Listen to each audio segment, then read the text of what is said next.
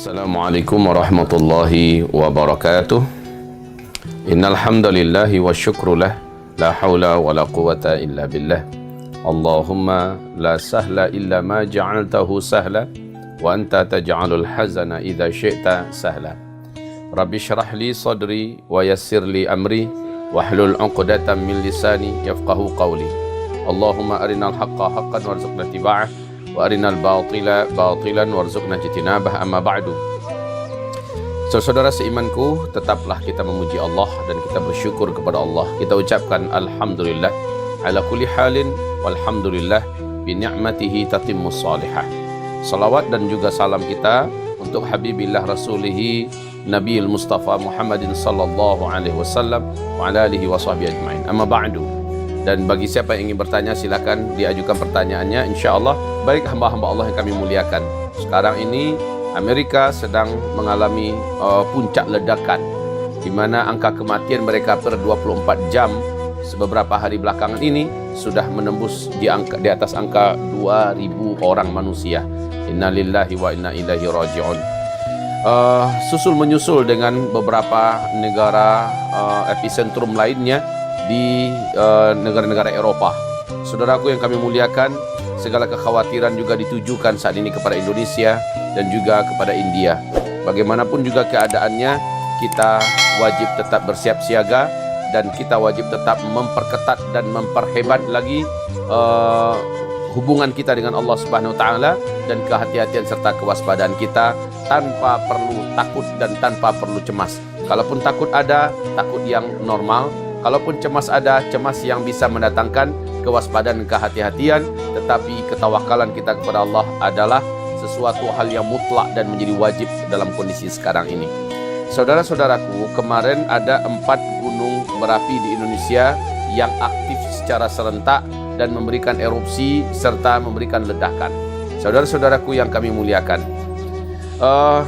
ini bersamaan dengan kondisi kita di corona ini, maka gempa-gempa yang juga susul menyusul begitu rapat dan dekatnya di Indonesia hampir-hampir tidak lagi menjadi perhatian karena tidak didengar. Karena gelombang kejut daripada berita tentang corona ini lebih membahana di mana-mana. Ala kulli hal, Allah Subhanahu wa taala sedang melakukan tamhis. Allah sedang saring bumi ini. Allah sedang ayak bumi ini sehingga menjadi suci dan bersih. Allah Subhanahu wa taala sedang melakukan pembersihan. Saudaraku yang kami muliakan, bagi kita sampai sekarang ini informasi berkaitan dengan dentuman apa yang sampai terdengar di Jakarta, Jabodetabek dan sampai bahkan ke Jawa Barat. Dentuman apa? BMKG pun belum bisa memberikan jawaban apa. Yang pasti itu bukan dari gunung anak Krakatau yang melakukan aktivitasnya di Selat Sunda. Nah, saudaraku, kalau begitu apa? Saya jawab, Allahu a'lam. Orang para pakar dan ahlinya saja tidak tahu, apalagi kita. Ya sudahlah, tidak usah kita berspekulasi, berandai-andai lalu mencoba memperkirakan sesuatu yang kita sendiri tidak punya ilmunya. Tetapi kalau Anda mau tahu, saudara mau tahu, sahabat-sahabatku mau tahu, bahwa dentuman di akhir zaman yang disebut oleh Allah dengan sebutan Al-Batsyatul Kubra, Yauma nabtishul batsyatal kubra, kata Allah, pada hari itu nanti kami akan hantamkan untuk bumi sebuah hantaman yang sangat besar dari langit. Yauma nabtishul batsyatal kubra. Hantaman itu akan terjadi di malam hari, menggelegar di langit. Ya, standar malam hari bukanlah standar Indonesia. Standar malam hari bukanlah standar Eropa, tapi standar malam hari adalah standar negeri Jazirah Arabia. Di malam hari di sana. Silakan kita perbandingkan saja dengan kita. Kita ada perbedaan 4 jam dengan mereka. Terjadi hantaman besar. Nah, hantaman itu nanti akan didengarkan oleh orang seluruh Jazirah Arabiah, dan kalau seandainya media ini masih bisa memberitakan, maka seluruh media dunia akan ikut memberitakan hantaman besar. Dan pada saat itu, wahai saudaraku, kita ada 2 hantaman besar ya. Satu hantaman besar menuju tanda-tanda besar kiamat, ada satu hantaman besar kepada kiamat. Kiamat itu sendiri. Jadi, saudara-saudaraku yang kami muliakan, pada hari hantaman terjadinya kiamat, anak kecil bahkan anak bayi pun ditinggalkan oleh ibunya yang sedang menyusukannya. Anak-anak kecil yang masih usia 2 tahun, 3 tahun pun langsung beruban saking dahsyatnya hantaman itu. Tetapi hantaman menuju tanda-tanda besar kiamat tidak demikian.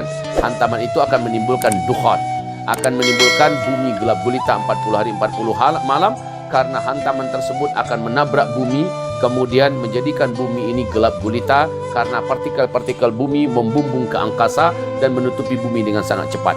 Saudara-saudaraku yang kami muliakan, saat itu manusia memang benar-benar seperti di dalam perut di dalam perut ikan. Kondisi Nabi Yunus terulang kepada manusia.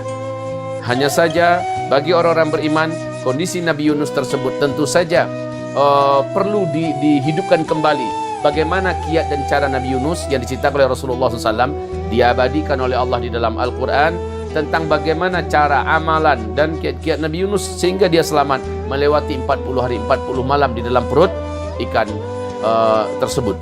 Walaupun hamba-hamba Allah, ada pendapat para ahli tafsir yang mengatakan lamanya Nabi Yunus dalam perut ikan itu adalah 1 minggu. Ada yang mengatakan 12 hari, ada yang mengatakan 20 hari, dan ada yang mengatakan 40 hari. Lamanya Nabi Yunus dalam perut ikan itu kita serahkan ilmu pastinya kepada Allah. Tetapi 1 menit saja kita tidak menemukan udara untuk kita hirup. 1 jam saja kita tidak bisa bernafas. Saya bertanya, mampu tidak kita melanjutkan hidup ini? Jawabannya cepat saja, tidak, pasti mati. Tidak ada oksigen. Bagaimana kita akan bisa melanjutkan hidup tanpa nafas yang bisa kita bernafas dengannya? Tidak ada makanan mungkin bisa kita bertahan untuk beberapa hari atau beberapa minggu.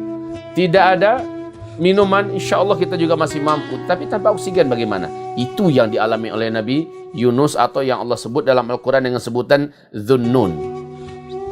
Saudara-saudaraku yang kami muliakan, nah sekarang kita sudah mendengar, kita membaca ayat-ayat Al-Quran, pengabadian Allah tentang kisah Dhunnun atau Nabi Yunus ini. Dan kita mendengarkan dalam hadis sahih Imam Muslim dari Rasulullah SAW bahwa siapapun yang hidupnya ditimpa oleh bencana yang mengerikan, yang bisa menyebabkan kematiannya, yang bisa menyebabkan kehancurannya, yang bisa membinasakan segala-galanya, datang kepadanya bencana tersebut. Lalu dia berdoa kepada Allah dengan doanya Dhunnun, dengan doanya Nabi Allah Yunus dalam perut ikan. Apabila dia membaca itu, lalu dia berdoa dengan itu, Allah pasti akan melepaskannya. Allah pasti akan membebaskannya. Maaf saudaraku, sebagai orang beriman, saya mengatakan dengan haqqul yaqin, saudara-saudaraku yang beriman, apabila Anda, semoga Allah lindungi ya, semoga Allah lindungi, semoga Anda, kita semua dijaga oleh Allah dari virus yang mematikan seperti COVID-19 ini dan sebagainya. Namun kalau seandainya pun kena, kita cukup baca. Seandainya kita, ya tentu saja kita sudah mencoba mengkonsumsi obat-obatan yang dianjurkan oleh para dokter, oleh para ahli, oleh orang-orang yang sudah melakukan pengobatan dan berhasil sembuh. Di samping kita mengkonsumsi itu, maka kita doakanlah dengan doa-doa Dhunnun ini. Dan kita percayalah dengan Nabi Muhammad SAW. Illa furija anhu, melainkan dia akan dibebaskan. Dia akan dibebaskan dari COVID-19. Dia akan dibebaskan dari penyakit. Dia akan dibebaskan dari kesusahan hidup. Dia akan dibebaskan dari kesulitan yang sangat sulit. Saudaraku yang kami muliakan, baik dalam menghadapi COVID-19, atau dalam menghadapi dukhan nanti, atau dalam menghadapi hari-hari kelaparan nanti, inilah yang dibaca zikir-zikir, di mana Rasulullah SAW mengatakan, makan minum kalian pada masa itu hanyalah zikir.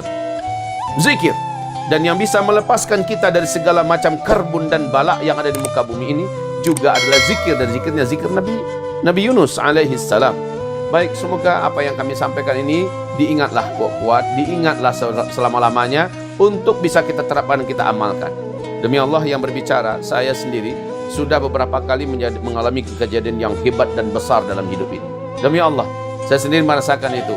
Dan doanya Dhunnun ini saya baca tanpa putus-putus. Yang menghentikan saya hanyalah saya diajak orang berbicara, atau ketika saya sholat, atau untuk tidur dan makan, atau ketika saya di kamar mandi. Hanya itu saya menghentikan. Selebihnya saya baca itu, bukan untuk ria tentunya. Dan apa yang terjadi dalam waktu yang sangat dekat dan cepat, langsung Allah seperti mengulurkan pertolongan, dan itu terasa oleh saya, betul-betul nyata. Dan ini saudaraku, saya merasakan haknya dan benarnya apa yang dikatakan oleh Nabi Muhammad SAW. Ala unabbi'ukum bisyai'in idza nazala bi rajulin minkum karbun aw bala'un min balaya dunya thumma da'a bihi illa furija anhu qalu bala qala du'a'u Dhunnun la ilaha illa anta subhanaka inni kuntu minadh dhalimin. Inilah sabda Nabi sallallahu alaihi wasallam. Maukah kalian aku ajarkan amalan yang bila kalian mengamalkan amalan ini, pasti semua bencana yang menimpa kalian, semua petaka dan musibah yang bisa merenggut nyawa kalian dan bisa menghancurkan kalian dengan sehancur-hancurnya, tapi kalian membaca ini, kalian mengamalkan ini, dan kalian berdoa setelah itu, ya, dengan ini, maka Allah pasti akan lepaskan kalian. Allah pasti akan hibur kalian. Allah pasti akan tolong kalian. Allah pasti akan selamatkan kalian. Mau tidak, kata Rasul? Para sahabat menyambut, qalu bala. Mereka berkata, mau ya Rasulullah. Qal, Nabi menjawab, du'a'u dhinnun. Itulah dia doanya, dhunnun, di mana beliau dalam perut ikan, seperti Allah sebutkan dalam Al-Quran, laula an kana minal musabbihina la labitha fi batnihi ila yaumi yub'atsun.